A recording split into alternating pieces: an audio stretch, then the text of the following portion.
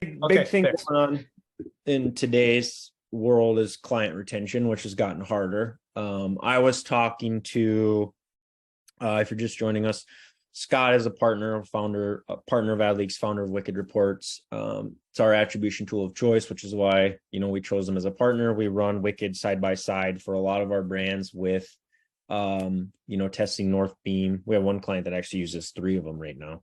And we do that to test data sets, split test. And that client wants all 3 of them and he wants to spend it. But we noticed that the accuracy and insights that we get from Wicked is just always top notch, and it seems to collect a lot more of the data when comparing and looking at the actual click data.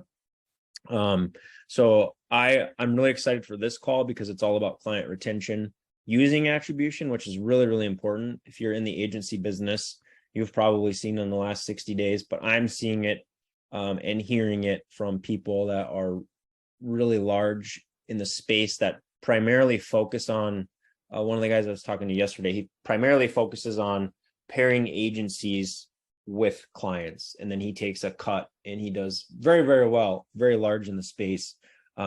His business in the last 30 days, he told me yesterday, was down 40 to 50%, which is huge for him. I mean, clients are going in-house, they're cutting expenses because I think the economy has potentially just gotten a little bit worse. And I think we're heading into a recession in the next 3 to 6 months personally.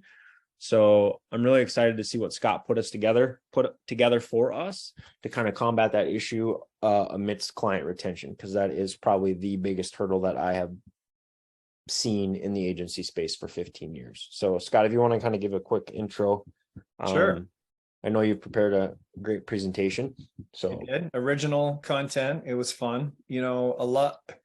We have about 250 agency partners using Wicked Reports, either for their clients, for themselves, to make the clients retain, or because the clients insist, all sorts of use cases. But, and we just noticed there's been more churn there where people will, the agencies will let us know, if they're getting taken off the account and vice versa. And then just from talking to, we do specialized agency support. We have dedicated Slack channels. We'll get on Zooms with them. We'll train their teams. So we're pretty in touch with the agencies, and it's just been tougher.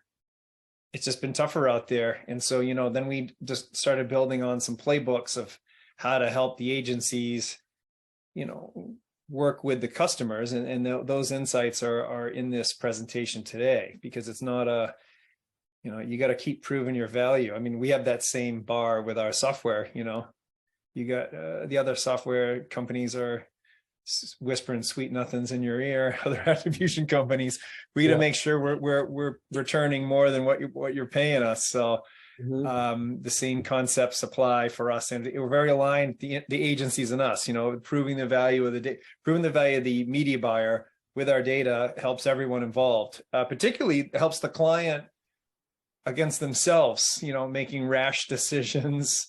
It's not, sometimes, the agency didn't quite pan out, but often it's a combination of communication, education, and impatient or client anxiety getting projected on the agency. And I would agree with you. I think we're actually in a recession, not a recession like there's going to be breadlines and things like that, not like a depression, but it definitely feels like one from what I've seen with just the conversations we're having. Everyone's very cost conscious, and that was never the case until this past year. Now everyone's costs is at the top of the forefront of their mind, whereas before it used to always just be growth at all costs. Now it's efficient growth. So that means you got to approach things different. Clients are their own worst enemies, I always say. I feel like a lot of the times. Yes. Because marketing attribution can only point out if something's terrible. I can just keep reporting this isn't selling. But the people we work with generally have stuff that can sell. But I mean, media buying only gets more and more complex. So there's just more things to consider. So this was a different type of presentation for me, but one that we've been living and preaching and supporting agencies for, ever since we started. But this has been a real emphasis since November, when we noticed that.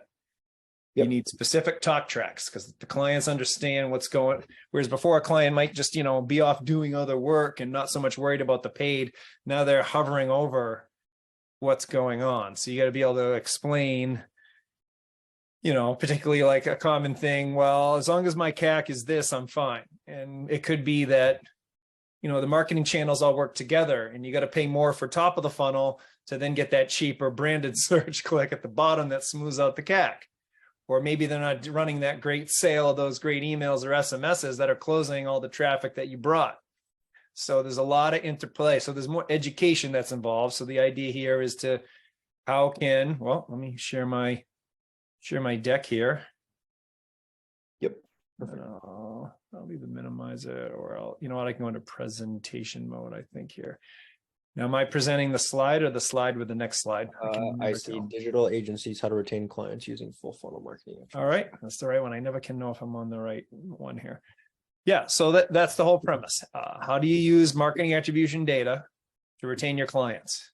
And the full funnel I added because as I was walking through the use cases, it became clear that it's the full funnel that makes the difference in retaining them often.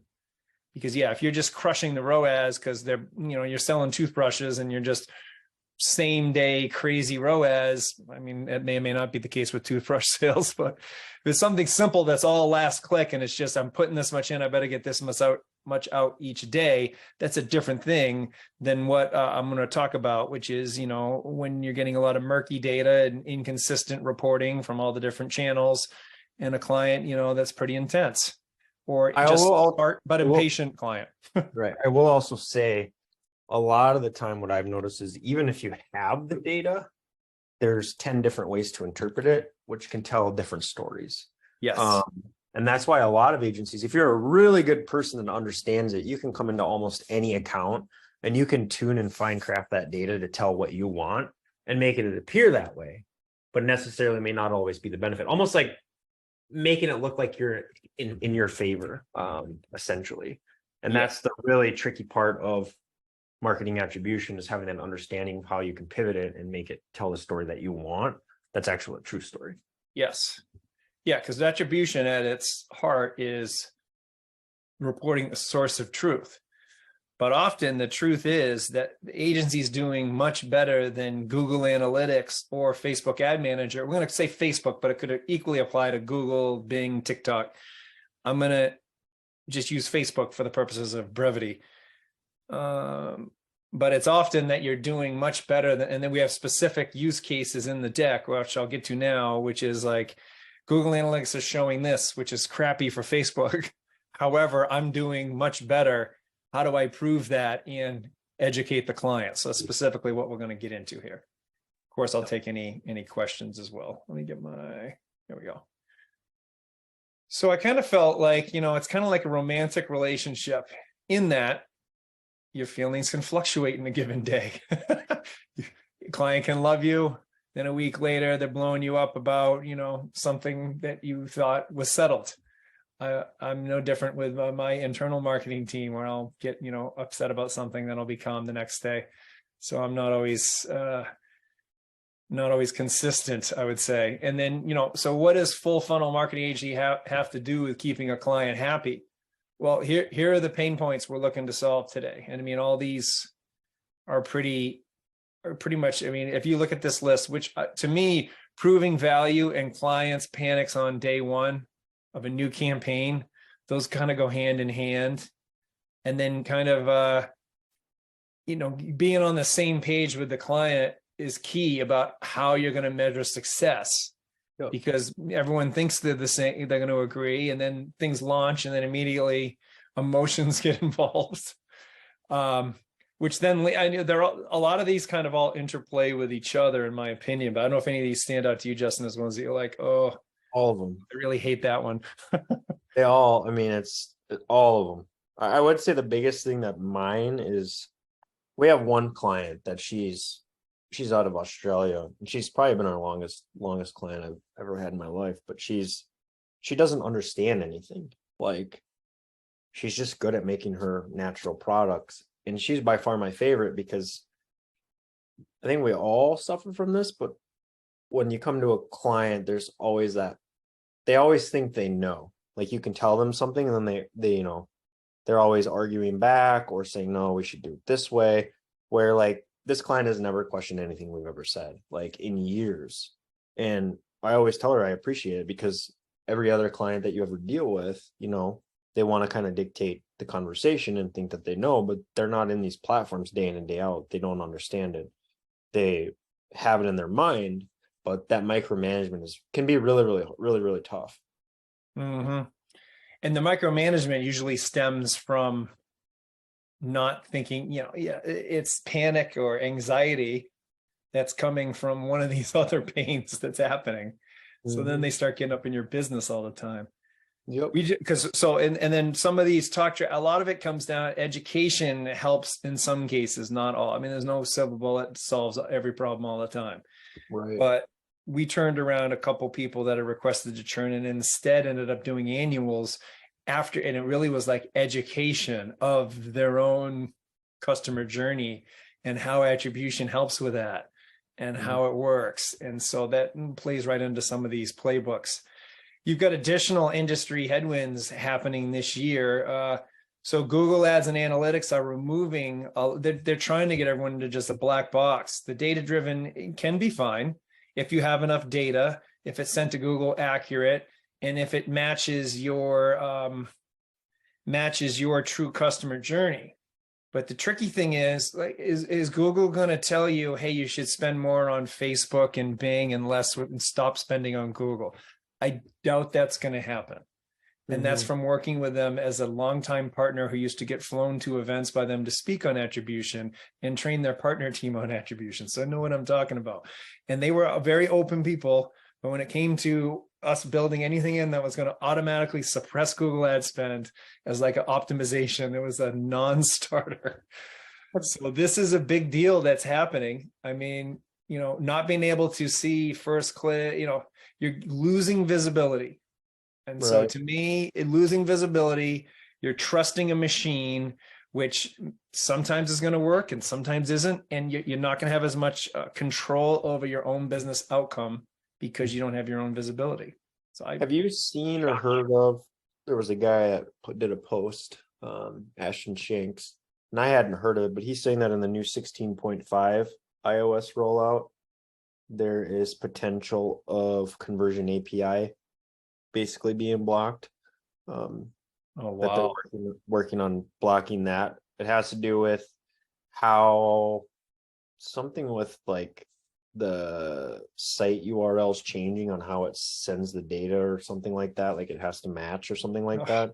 But he's very, very smart. But I had not heard of that, and I tried to find some information about it, but couldn't. I'd like to see that post so I could get with them and see if we can that's, I mean, Apple's just positioning towards they're going to want all the ad dollars that you're spending on Facebook. I'll send it to you in Slack. The only reason why they do that, you know, that's not really in the user's benefit, because it's more benefit if the algorithms are accurate. So people that want your product are going to get them.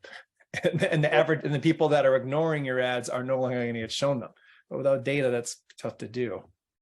Yeah, it was. Let me see. It might be right here.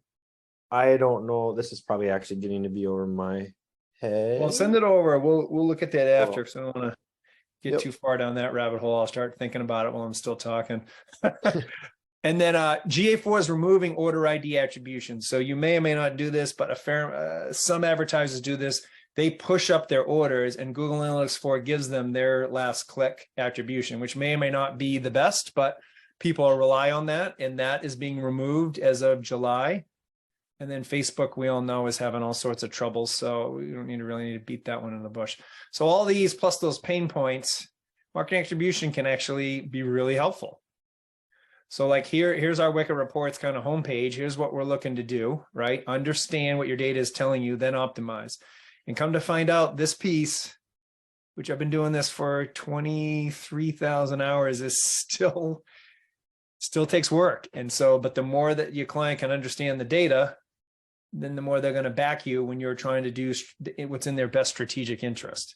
And so when you look at these things, you know, invest ad spend in provable high ROAS, stop flying blind, and visibility and insights. I want that.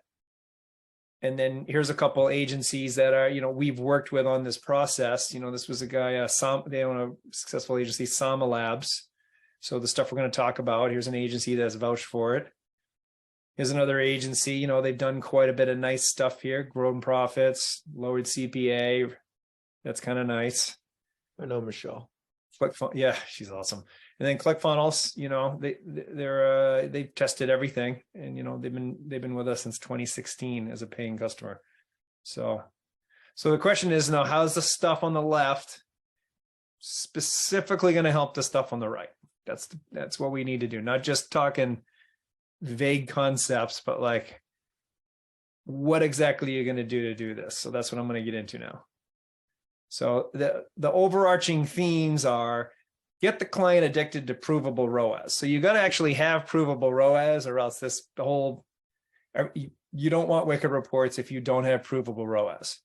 Right. So that is a requirement, or none of this is, I'm not going to sugarcoat it. Like, you've got to actually be making return. It doesn't have to happen in a couple days. And ideally, not ideally, but the longer it takes for you to prove your ROAS, as long as you can retain your client while you're doing that, the more valuable this data will become. But if you need to prove day 0 ROAS, or I just started spending at 9 a.m. am I making money at 1, we're not going to solve that problem for you. I mean, we have live ROAS reporting, but that client's always going to be a tough one to please. And then we're going to have you impressed with strategy. So we're going to use the journey. What's the strategy this is telling me? And then how do I convey it to the client so that they understand, hey, I'm going to prove the ROAS using this. Your own customer's data has told us this. And then we're going to use it to make you more money. But because of it, you need to give me, you know, and then we're going to talk into what the client needs to buy in on, which sometimes can take a relentless education. Relentless might have been a little too intense of a word, but you can't just tell them once and hope that they get it. You got to reiterate it at each status meeting. Recall, your customer journey is this. We're going to do this strategy to get this ROAS, measuring it this way. We've agreed on this, correct? You reinforce the agreement you have about the proving your value. Those all help. Not a requirement, but they all help. Right. So proving value, you know what? And I owe this guy $35. I just love this cartoon yesterday, and I have to pay $35 to this guy, but it was kind of funny. So proving value, how are we going to do that with marketing attribution? And I want to look at a specific, this is a specific screenshot of an actual account, you know, March 14th. And I also like it because of this right here, you know, IYB. This will give you some delayed credit here, Justin. So here's a particular account, and he's in Facebook for 1 day. I want to keep it simple, 1 day. Now, that being said, the wider we look, the more dramatic these particular points can be made. But I like doing 1 day because it's very precise, and anyone can picture it and take a client and say, yeah, I can go and look in 1 day and see they had X amount of sales for X spend. Very easy to do. Now here you've got ad spend, and you've got Facebook claiming 12 sales, and these CACs, cost to acquire customer, and showing nothing for this $200 and nothing for this $75. Yep. So this customer, this client would come in and say, Facebook made me 12 sales today, cost me, I believe this is $800 and something. I spent my CAC 69. I'm upset. Ideally, they're not, but is that a fair thing that might occur once in a while, Justin? Yeah, oh, every day. Okay, good. Because I felt like it would happen every day. Yeah. And this is the exact case. If nothing else, this is the one that if you're not, this isn't of course, I want you to use Wicked Reports for this, but whatever software you're using should be able to help you get better results than this and be able to use this concept. So the first thing is attribution can show more Facebook ROAS than Facebook. And this didn't always used to be the case, but now thanks to all the various iOS, this and that, pixels, third-party cookies, you name it, attribution can generally show a lot more ROAS than Facebook, the wider the time frame. But let's look at just 1 day.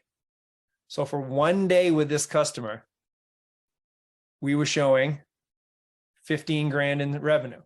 And this is the same customer that's showing the 12 sales. We're showing 69 sales. So it's a significant difference, and it has to do, we'll get into why, but it has to do with the tracking technology, the time windows of the click, the data you're allowed to use, and the models that you're allowed to run on it. Because the Facebook is just looking at things that they can see, measuring it the way they're allowed to measure in a very tight time frame. And Facebook, as you can see here, look at this, 60% is at his top of the funnel. We'll get into all that later, but this is a very consistent minimum. 50% of people's sales are coming from top of the funnel on Facebook.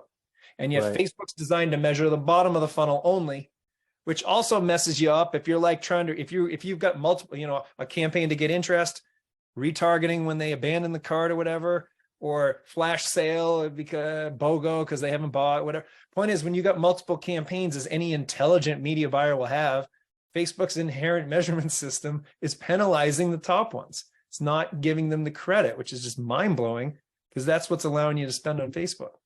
Right. This makes no sense. So here we said 15.8 and Facebook had 12. And so we actually had more even at the bottom. And so here's the smart but impatient client. Facebook is showing $69 CAC. Sky is falling.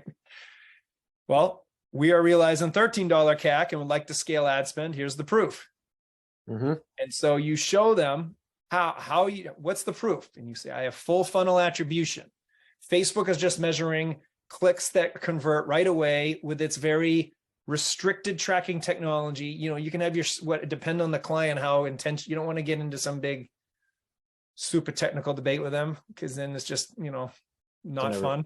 It's just not fun. Like I have them. I don't like having them either. But for you, iOS, Apple and Facebook had a big data war. Did you see about it? Well, Apple has won in that fact that Facebook can't prove how well it's doing. So that's an opportunity for us, because your ads are actually doing better than they look. I can prove it. And all your competitors are seeing the same results and therefore probably not spending as much because they don't know what to spend on, but we do. And here's the proof. So that competitors seeing the same and then not spending, that could get them to maybe buy in. So then here, you know, we have this idea of top of the funnel and middle of the funnel. And so that when you get a sale, we look back forever. And in this case, these top and middle funnel sales, that's 79% of his revenue, happened more than 7 days ago. So of course, that means when you first launch the campaign and clients all, you know, unhappy, you can reinforce once you have this data, say, let's look at all these campaigns that are all making money at top and middle of the funnel. All of these are 8 days or longer, or they're brand new eyeballs. So you did like it when I made this 9 ROAS here. It only happened because you gave your customers time to buy, because that's what the reality is. So you keep, and then of course they're going to be like, well, I want them to buy faster, of course. And you say, well, send more emails and SMS, because that's what's closing them. And then the Facebook is what's getting them to the point where they're going to close on these channels. So this is part of the proof. We'll get into some more proof, but part of it is we have it bucketed out. And then it can show revenue. The additional way you're going to prove value is that you can show revenue from things that aren't still turned on. Right. And so here's an example. These 3 were turned off. $0 costs. And yet we see, you know, what's that? $6,000, a little over six grand. And so then they say, how can that be? You're not running the ads. How are they making me money? You say, well, we're tracking the value from the if those clicks led to revenue, we're going to be able to prove it. I can click on this number and show you. But the thing is that this is just 3 of them. But over time, you know, let's say, because obviously you're testing, you know, doing new campaigns, turn them on and off. Over time, your revenue is going to stack up. And then you're going to be able to show this big number. So then like the start of every month, or the wrap up of, hey, let's go wrap up the month. You know, we launched these 5 campaigns. They did this ROAS. We're doing this strategy. Oh, and you've made, well, let's just pretend it was just this. You've made $6,000 this month came from Facebook campaigns from the past. You always want to reiterate that. It's just like found money for the agency to show the client is just another piece of evidence. Hey, you know, this stuff works. It just takes time. Is this right in their face? You know, it's irrefutable. They can click on it and see the customers and all that. So That's something I strongly recommend. Mhm. Here's your little thing. I wrote this the other day, and I literally just gave the scenario. So that's just kind of like the literally. So we have these different, I'm a little older, called Mad Libs, where you can, but basically talk tracks where you can look and say this, and I'm going to tell the client X and fill in their data. And then, because inevitably they'll be like, well, how can that be? And you'll say, because the marketing channels work together, and you sent a great email or SMS or offer that led to the sale, but they only got there because Facebook got them, to the point where they're willing to buy. And so we have customer journey tracking, looks backward, and then starting in about a week and a half, it's going to look forward. So you could then click on the Facebook ad and see which emails are closing, which Facebook clicks. Because then there's always that interplay of the channels. It's just, it makes it more advanced, but that's kind of, in a recession, people need the clients almost need to be reminded, what did you send? And we have, stats that'll show that. What are you doing for emails and SMS this month? Because it could be their, That's the first question we ask when somebody complains of performance. If that's the first question we ask is, are you sending your emails out? Like, you're driving all this traffic, you're building all these new leads, right? You have to stay in front of them. Without a doubt, you got to stay on them, because they'll just get busy, or their automated they did some killer sale for whatever the holiday was, St. Patrick's Day, April Fool's Day sale. I don't know. Those offers matter. They got to be going out on email and SMS calls a lot. We're going to get to inside of Google Analytics to show you like how much that steals, or not steals, but takes credit for the bottom that Facebook gets shut out and shouldn't. So here's one client. They were both kind of similar. They panic on day one and or micromanagement, because if they're panicking on day one of a new ad campaign, maybe it's day two in micromanagement.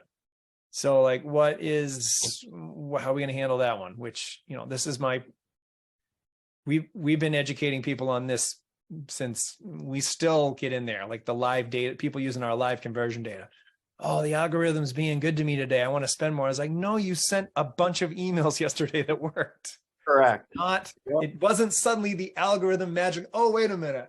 Just for today, I'm going to give you the juicy Glengarry, Glen Ross leads and sales, just because I'm in a good mood as an algorithm. We had that exact scenario with somebody of like, we almost lost the client because they just didn't understand of like the lead buildup time. And then when you send an email and an offer, the leads convert, and then you rebuild, fill the cup up again, and then you empty the cup. Yes. And finally, like after 6 months, he finally it like clicked. And he's like, I finally understand it. And it's like, we explained it for an hour and a half on phone call, and it just wouldn't click. And then all of a sudden one day he's like, it clicked and he understood it. It's never been a topic again, but it's really trying to get them to understand that. Because sometimes you can even explain it and they just don't get it, and you can explain it and they don't get it. And that day I was like, I don't know how else to explain it, man. Like, sorry, you're gonna either you understand it or you don't. You're gonna have to go somewhere else, because it's clear as day, like with the data. Like, yes. So here's the same. Well, I'm gonna use the same scenario. Oh no, the CAC is $69. Yeah. We got to recreate new stuff. Everything's bad. So it's usually fear, and the solution is education. Unfortunately, like you just mentioned, it's usually a couple of batches. So we have it built in where we email the people to educate them on the time it takes to buy. And then we have popovers that walk them through the analysis of how their delayed conversions work. And then we still got to get on and explain it a couple of times, because people keep seeing the difference in the conversions and asking what. But it's almost patient ad spend over antsy ad spend gets the higher ROAS. Right. So here's 5 different ways to help make the point. So the Google Analytics acquisition report, this is that same March 14th, the same one day that showed 12 Facebook sales, and our funnel vision showed like 60. Well, GA and every customer is going to be in there is going to, most people see this huge chunk of direct. And unless they're like Yeti coolers or Nike or whatever, no one's saying, I'm going to go, well, this is the lobster guy. I'm going to go to getmainelobster.com today. No one woke up and said that unless they're a repeat customer. So these directs had to have come from somewhere else, unless you're running around posting your link in the greatest social webinar ever. I don't know. And then email, you see page. So you don't even see Facebook on here. You see other, which I clicked into as other, and I have it up if someone needed to see it, but it's Push Owl did pretty good for him, which was shocking. And Attentive, his SMS, shows up as other. Doesn't get a channel. So those are basically split. Push, and there was like 2 that said Facebook on them. I don't know why, and I don't know what it is from a data perspective with GA. And actually, for one of the wicked clients that we had with you, Scott, they're no longer with you or with us, they use GA as their source of truth. That was their source of truth. And I don't know what it is, but Facebook and GA just do not jive at all. At all. I think it's on the Facebook side to where they're stripping. I don't know if they strip UTMs or I don't know, but you hardly ever see, I personally do not ever see Facebook showing up how it should in GA from the traffic that Facebook is saying they send. Yeah, because then you'll get someone, oh, it's just your setup. And then it's like hours and hours, and then it doesn't stay, it doesn't maintain. I used to be a hardcore, I used to, Infusionsoft, now Keep, used to fly me in for their accelerators, and I'd be the data guy for these businesses paying all this money to have this like SWAT team week of experts. And everyone's GA was messed up. And it was a bunch of work to keep, and then it wasn't going to be that. It was always going to slowly degrade the data quality. Was my experience. Now, right, if you got a dedicated GA person going to be in there jamming away, then maybe this is a solution. But they're doing away with all those attribution models. So you're still going to have to rely on the black box and hope it's right. I mean, well, not only that being said, the black box makes you money. Yeah, follow it. But as soon as it doesn't, you're in a pickle. You know. Not only that, but they're going to GA4, which is just natively worse because of privacy reasons. Yeah, you know, it's really rough. Now, if it really might support the really big brands that have so much data, then you can get away with some of those approximations. Big brands meaning, you're a 9-figure brand. GA can, potentially all that, because they got such such a massive data set, you can infer stuff, but not when you're under that size. Right. So then here's what we do. This is inside Wiggle Report. So we look at like first click sales velocity. We look at your own data for people that don't buy immediately. How long do they take to buy? And look at the spread is massive. I mean, there's a massive spread. It's evidence of the customer journey taking time. So it's like, okay, well, if you know your if you don't even get to half of your sales until the end of 14 days, you can't kill a campaign on day one. You just can't do it. So that's kind of help talk people off the ledge on that. And then that's still not quite enough. So then we look at the funnel vision percentage. So here was this percentage of his over a month. 2/3 are top of the funnel. And so you go in and you look and they say, what do you mean it's top of the funnel? You go, you look at the sales and you see, oh, they clicked on this one thing and then they bought somewhere else. And you see it 950 times, then it starts, you're not going to click through 950 customer journeys. It'd be boring. It would take forever. But you click through a few of like the high value customers, and then the person starts to see, oh yeah, that customer that made that huge order. Yeah, look, they clicked on Facebook before they were even in your CRM or your cart. And then they bought, X amount of days later. And you do that a few times, and then people start to see it. They need to see it probably 7 to 10 times, unfortunately. But this supports the need for cold traffic. So you get this kind of data going, which most people have once it's been tracking a while. And you're like, okay, well, 2/3 of our Facebook, we're getting good ROAS. Do you like the ROAS on Facebook? Yeah. 2/3 of it's happening top of the funnel, which is unfortunately, those are the clicks that take time to buy. So do you still want me to hit these ROAS numbers? Well, these clicks are taking, an average of 2 weeks or longer to close. So I need to be able to be measured on this month-long time frame, not a same-day ROAS.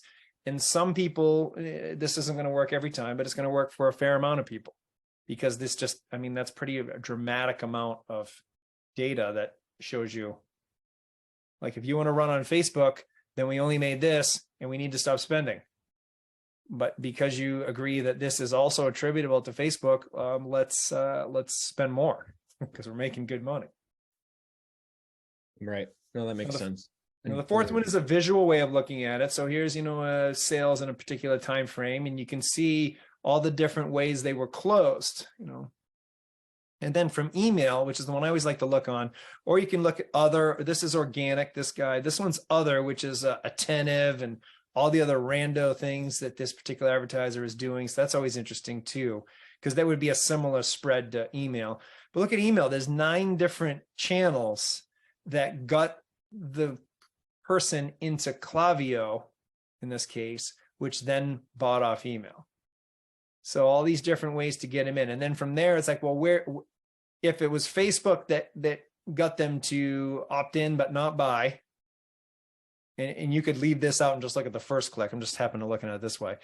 Here's all the different clicks here. So this particular visual, one, it will just reiterate to the client, hey, look at all the things going on and how they all connect. So this is another point of when you send those emails, 24% of that came from Facebook traffic, and that's what gives us more ROAS. So you got to keep building your case. You're like, CSI. I've got the data in GA that shows that people aren't closing with Facebook. I've got the top of the funnel traffic that says it's closing. Now I got the mapping of email to Facebook. So you're building your case of see that Facebook is working, but it's just slower than what Facebook Ad Manager or GA can handle. Mm-hmm.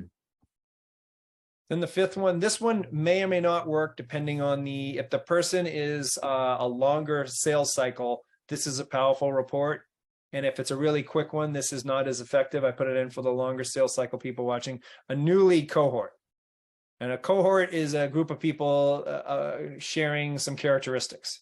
In this case, the characteristic is they became a lead for the first time in this customer's CRM on the given ROAS month. So like these, let's look at November. So November 2022, 15,000 emails appeared in this CRM.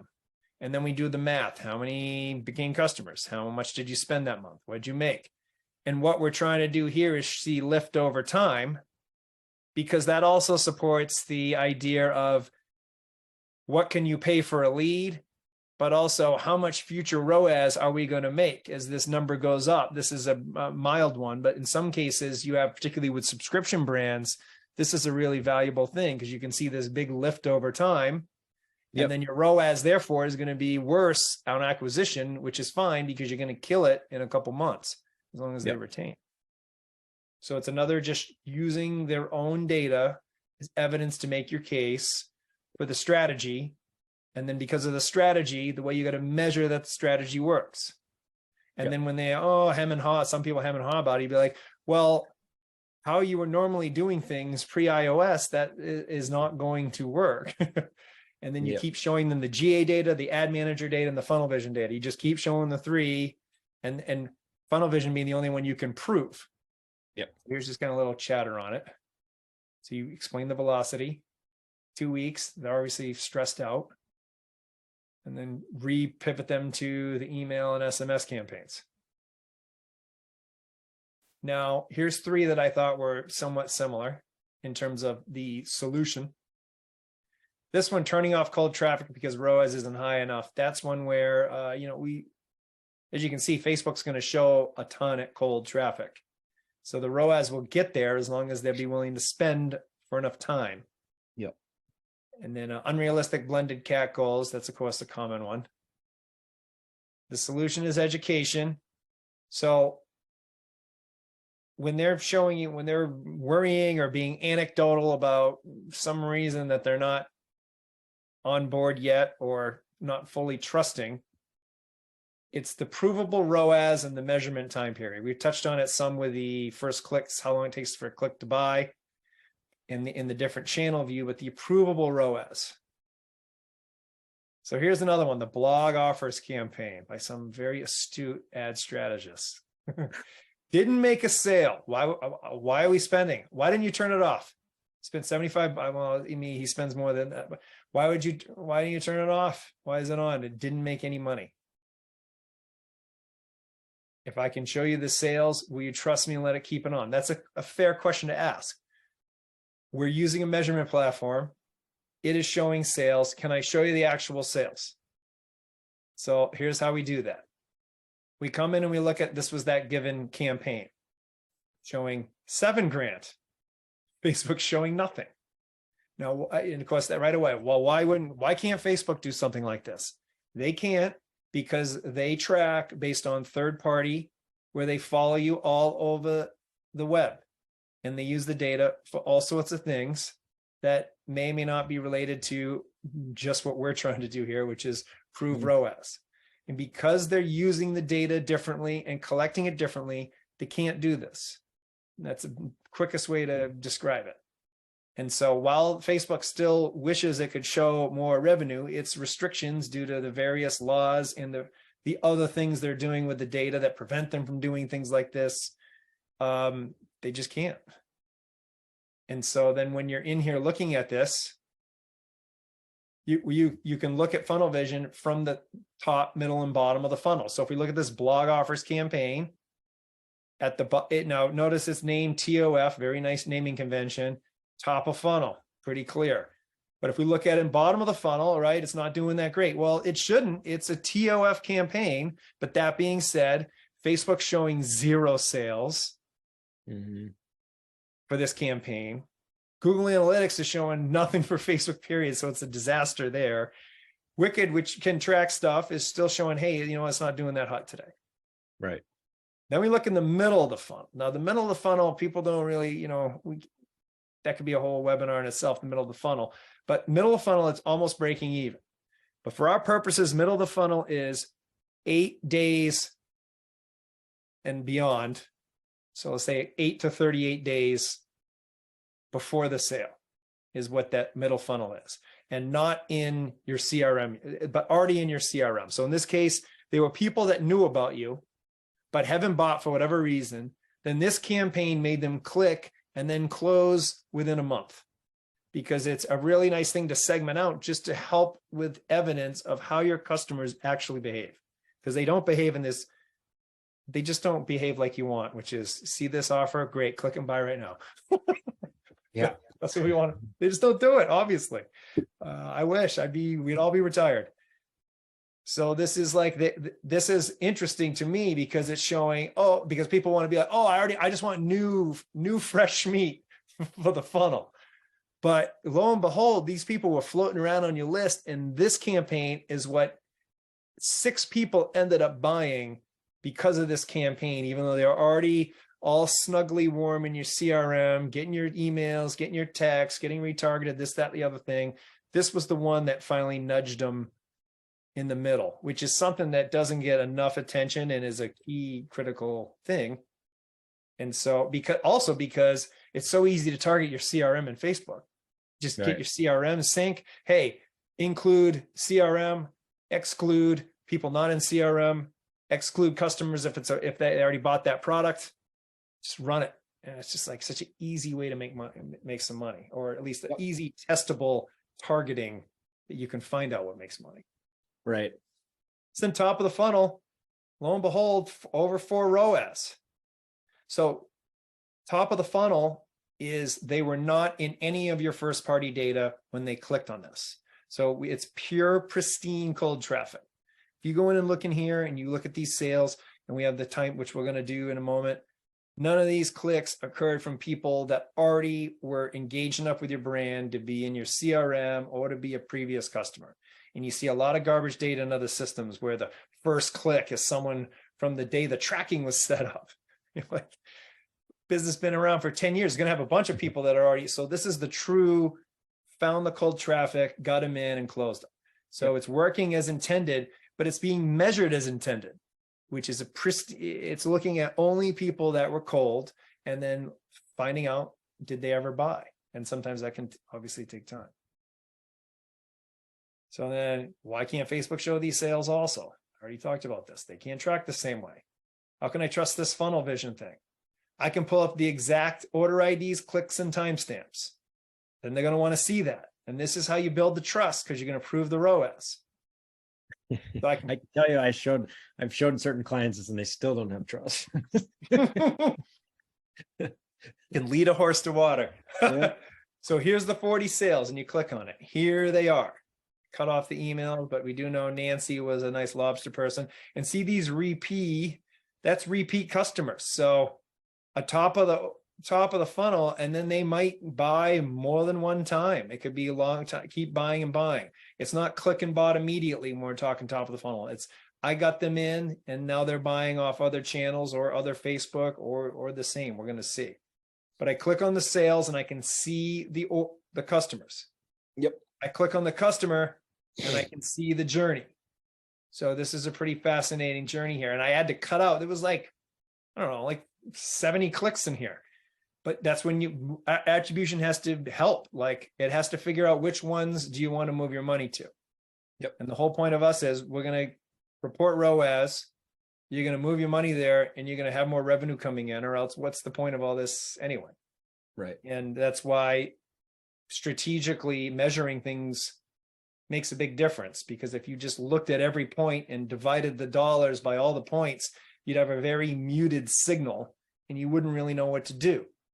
Right. Or if you're in a black box data driven, you don't know what's happening. You really don't know. And I mean, I'm sure it's going to be weighted towards what gets ad spend and you continue to spend. That's what's going to be the measurement. Right. What else would it be? Yeah. So here it is. Now, this is what it's proving here.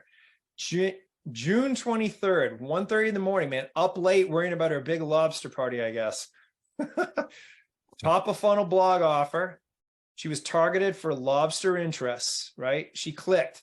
Nothing happened. She didn't buy because, I mean, it's top of the funnel.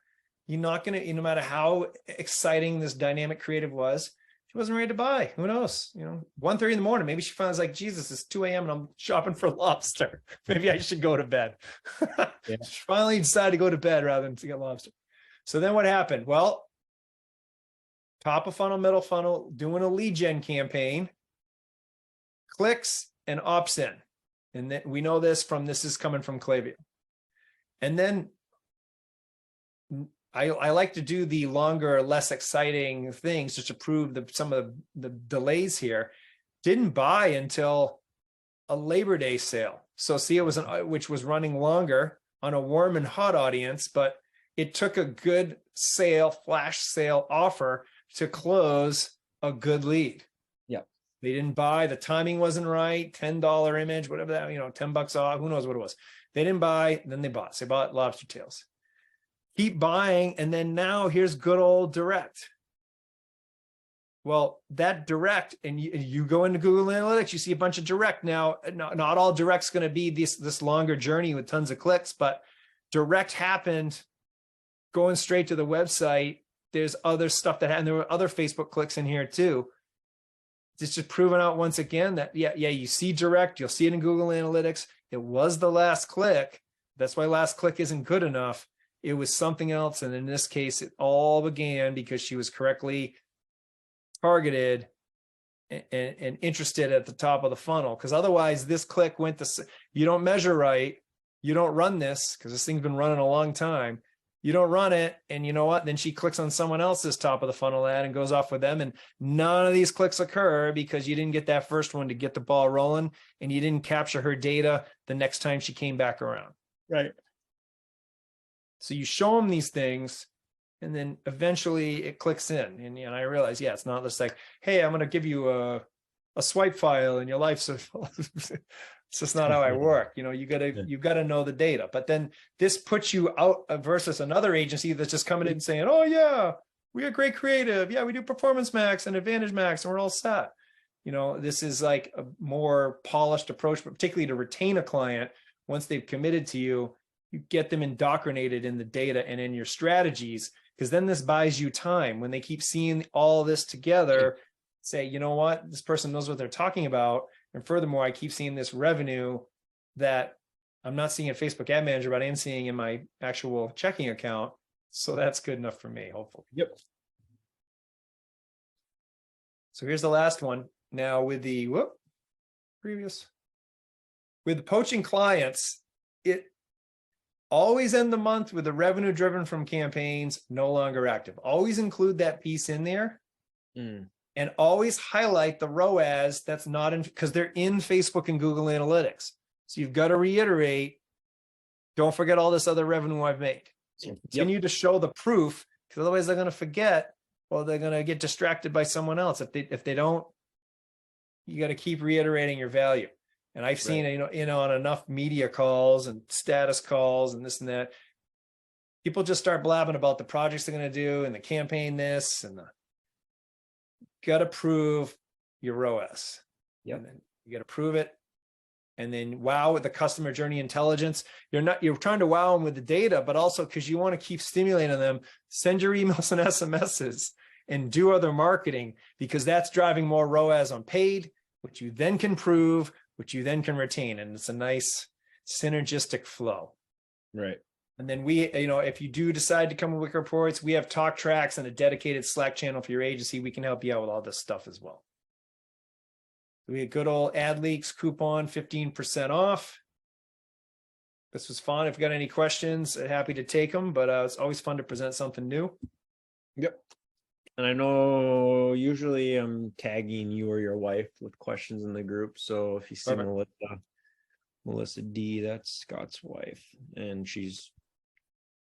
I'm not going to say not near as good at attribution, but she's good. She's no Scott, that's for sure. But not very many people are. But so you get in these Slack channels, I'm in all of them as well. I mean, I'm not going to be answering in real time, right? I'm, running a company here, but I'm in there, and I like to have zero Slack inbox as well. So I'm lurking around to see how things are being handled, or you ask a question, you can tag me. I'd get in there and answer. Andy is amazing on your team. Andy usually is the lead point person. I'm like the backup if he's not available. Yep. So that's what I got for you. That was fun. Let's see. What is the I know you guys have redone your pricing model. It used to be based off of percentage, but now it's has moved to kind of be more, I think, standardized as other platforms with like contacts and stuff. Can you talk to us a little bit about the pricing? Sure. Here's our pricing. So it's based on how many people because we're paid to track. So it's how many people we track. So we use that as a proxy. And is this like their email list? Email list, yes. Yeah. So it's how many people we're tracking. So you see it goes up $20 every 10,000, so to speak. Yep. And so then that includes, unlimited traffic and whatnot. And then you can also add in more fancy stuff if you wish. And then we have the agency. You do the get started here if you're an agency, and then the agency team will correctly segment you as an agency and do those different support options that we have to include the cool plays in the Slack channel.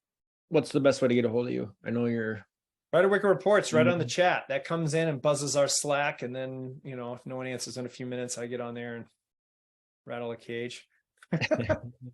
Yes, I mean wickedreports.com. We come in right in, go right into the chat, or you come in and you can book a call right from and get on a live Zoom. Okay. Watch a demo, and then you can go in there and you can pop in and see an immediate demo and then book one as well. Cool. Yeah, definitely recommend setting up a demo. Awesome. Just to kind of understand the differences. Let me see.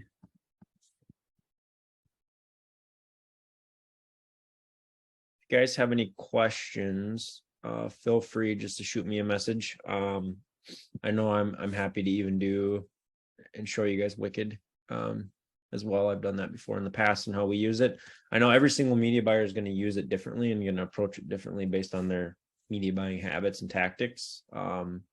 And I don't have a problem helping and showing you guys either how we definitely use it if you want that. So, well, I appreciate the time, Scott. I know you're a busy man. It's really good to see the different ways that we can utilize that to help with client retention. Even though a lot of the times, I feel like I do all that and you still can't retain. So no silver bullet. No, this is how we can help, and sometimes that's all we can do. help. Yeah. Can't always say. Yeah. Well, I appreciate it. Sure. Thanks. Thank you guys. Yep. Bye.